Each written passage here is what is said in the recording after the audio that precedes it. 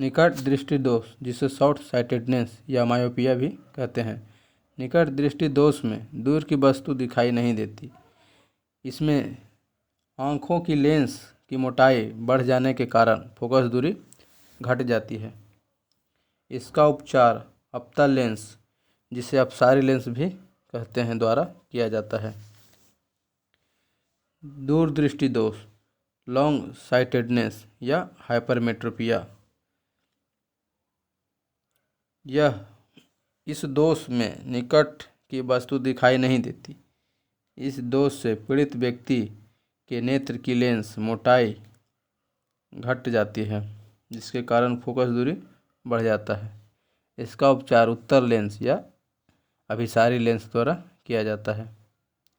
जरा दृष्टि दोष, जिसे इंग्लिश में प्रेसोबायोपिया कहते हैं, इसमें निकट एवं दूर दोनों की वस्तु दिखाई नहीं देती।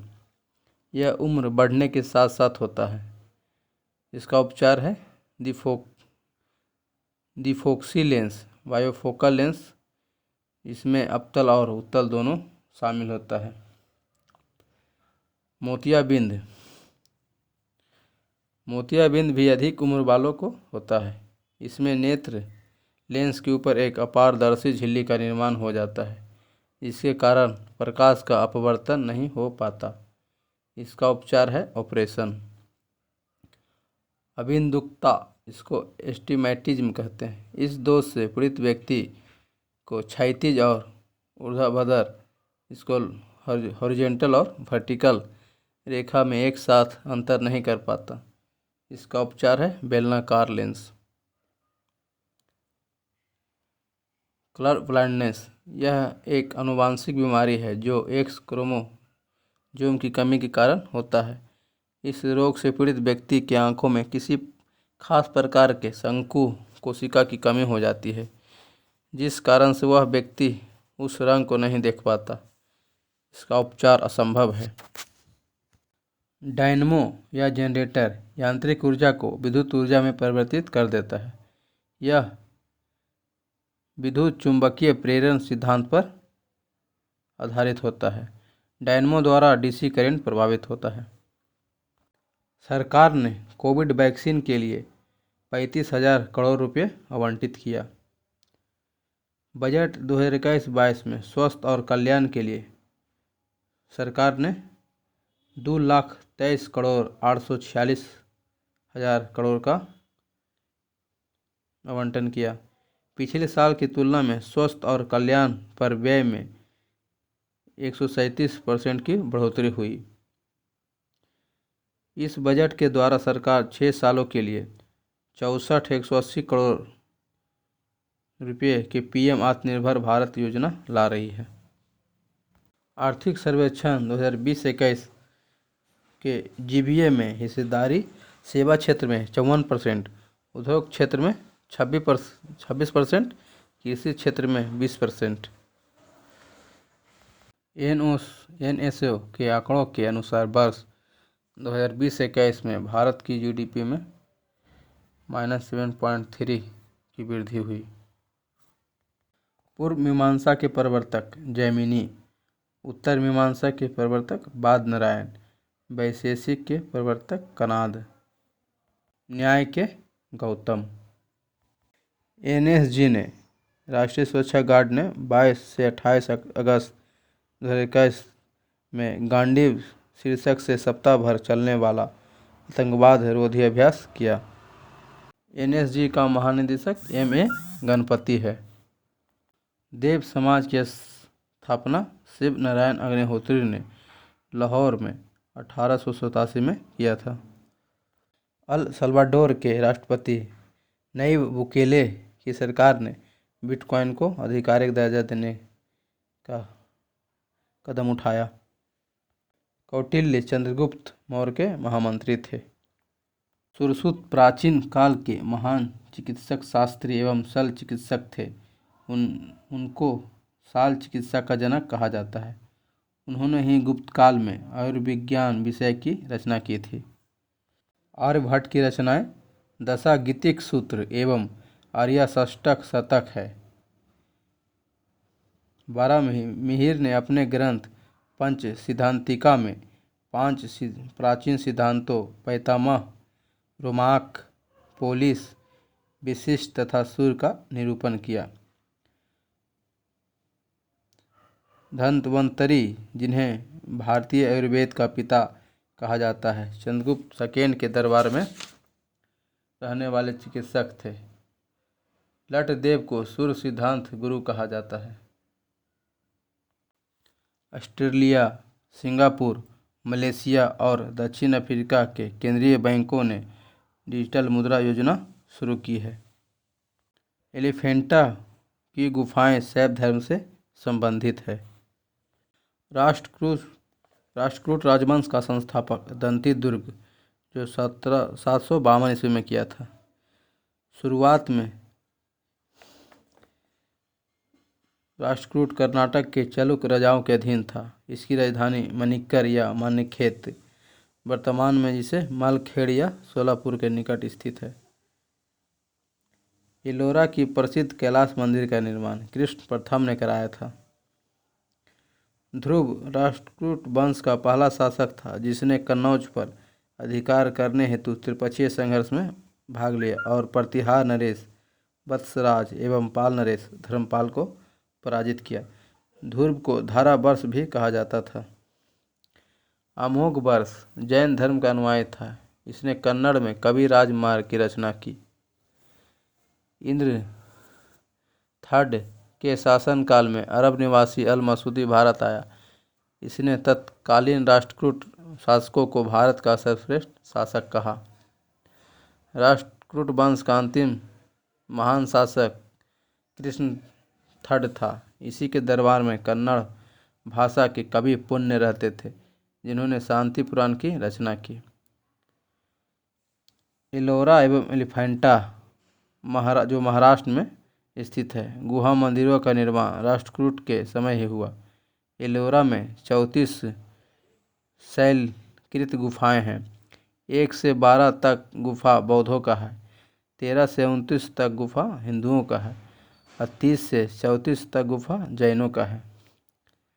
बौद्ध गुफाओं में सबसे प्रसिद्ध विश्वकर्मा गुफा है। गुफा संख्या 10 है। एलोरा की गुफा 15 में विष्णु को नरसिंह अर्थात पुरुष सिंह के रूप में दिखलाया गया है। एलोरा गुफाओं का सर्वप्रथम उल्लेख फ्रांसीसी यात्री थेविनेट ने 17वीं शताब्दी में किया था। बी.डी. सावरकर द्वारा 1899 में स्थापित मित्र मेला ही 1904 में अभिनव भारत में परिवर्तित हो गई। अभिनव भारत की शाखाएं महाराष्ट्र, कर्नाटक और मध्य प्रदेश में थी। हाल ही में महिला अधिकारिता पर G20 मंत्री स्तरीय सम्मेलन इटली के सांता मार्गेरिटा लिगुर में हुआ। इसका संबोधित स्मृति ईरानी जो केंद्रीय महिला एवं बाल विकास मंत्री है, इन्होंने किया। सविनय अवज्ञा आंदोलन की शुरुआत 6 अप्रैल 1930 को दांडी में सांकेतिक रूप से नमक कानून तोड़कर किया गया। महात्मा गांधी द्वारा दांडी यात्रा 12 मार्च 1930 को शुरू किया गया था। गांधी जी ने दांडी यात्रा के समय अमेरिकी पत्रकार बेब मिलर को साबरमती आश्रम में ठहराया था। विपिन चंद्र पाल ने कांग्रेस को एक यात्रा देने वाली संस्था कहा। तिलक 1 वर्ष में एक बार मेढक की तरह टटराएंगे तो कुछ नहीं मिलेगा, कांग्रेस के बारे में टिप्पणी की। लाला लाजपत राय ने कहा, कांग्रेस लॉर्ड डफरिन के दिमाग की उपज है तथा यह कांग्रेस शिक्षित भारतीयों के वार्षिक राष्ट्रीय मेले हैं। अश्विनी कुमार दत्त ने कहा, कांग्रेस के सम्मेलन 3 दिनों का तमाशा है। बंकिम चंद्र चटर्जी ने कहा, कांग्रेस के लोग पदों के भूखे हैं। अरविंद घोष ने कहा, कांग्रेस क्षय रोग से मरने वाली है। लाला लाजपत राय ने हुम के बारे में लिखा था, हुम स्वतंत्रता के पुजारी थे और उनका हृदय भारत की दुर्दशा पर रोता था। कैबिनेट मिशन 24 मार्च 1946 को भारत के दिल्ली पहुंचा और 16 मई 1946 को इस मिशन ने अपनी रिपोर्ट प्रस्तुत की। कैबिनेट मिशन के सदस्य स्टेफर्ड क्रिप्स, अलेक्जेंडर और पैथिक लॉरेंस था। गांधी जी ने कैबिनेट मिशन का समर्थन किया। कैबिनेट मिशन योजना के अंतर्गत जुलाई 1946 को संविधान सभा का गठन किया गया। 16 अगस्त 1946 को मुस्लिम लीग ने सीधे कार्यवाही दिवस की शुरुआत की। 2 सितंबर 1946 को नेहरू की अध्यक्षता में अंतरिम सरकार का गठन किया गया। अरुणाचल प्रदेश का वाटर ब्यूरियल को 67वें राष्ट्रीय फिल्म पुरस्कार पर्यावरण संरक्षण क्षेत्र में दिया गया। इसके निर्माता शांतु सेन थे।